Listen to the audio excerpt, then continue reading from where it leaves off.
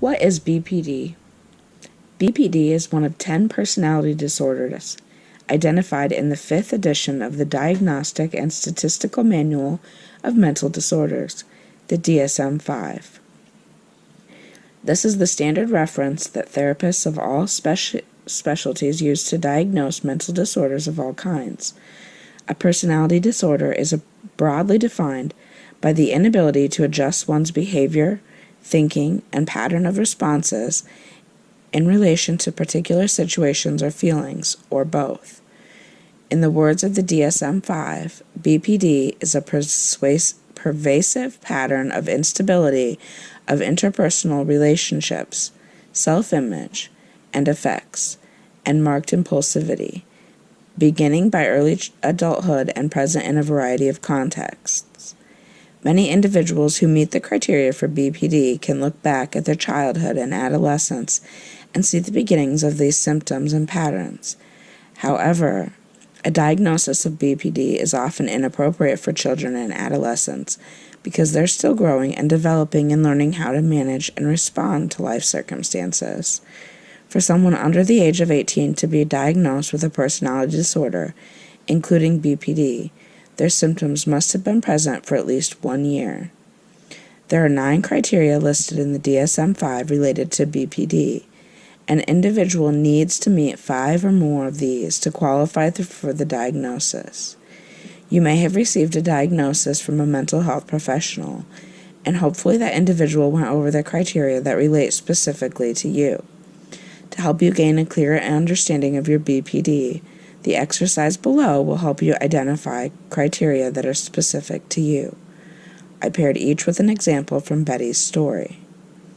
Place a check mark next to any description below that matches how you see the world and how you act and react. Frantic efforts to avoid real or imagined abandonment.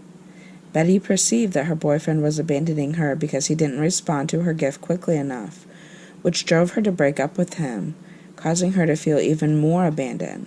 She had a history of inappropriate behavior related to feeling abandoned. A pattern of unstable and intense interpersonal relationships characterized by alternating between extremes of idealization and devaluation. When Betty met Stephen, she was head over heels in love and wanted to talk with him every day, but she broke up with him, referring to him as the devil when he didn't respond quickly enough to her text about a gift she'd left on his doorstep. She'd had similar experiences with her 3 previous boyfriends.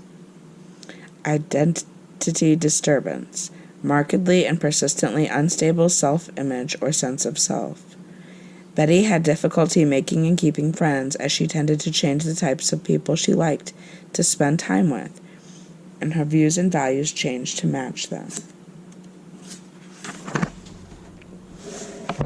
Impulsivity in at least 2 areas that are potentially self-damaging, for example, spending, sex, substance abuse, reckless driving, binge eating. When she wasn't in a relationship, Betty compulsively searched the internet for her next encounter. She drove recklessly and had 2 DWIs, and she shoplifted if things got too boring. Recurrent suicidal behavior, gestures, or threats, or self-mutilating behavior. Betty had a history of self-mutilation, cutting her arms or legs when she was under stress or feeling lonely. She cut her arms after breaking up with Stephen.